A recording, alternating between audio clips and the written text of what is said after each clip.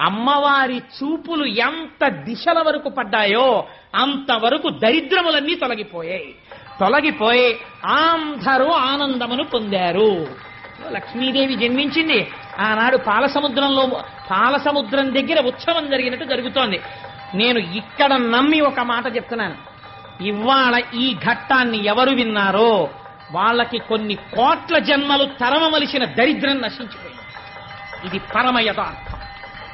అందుకని ఆ తల్లి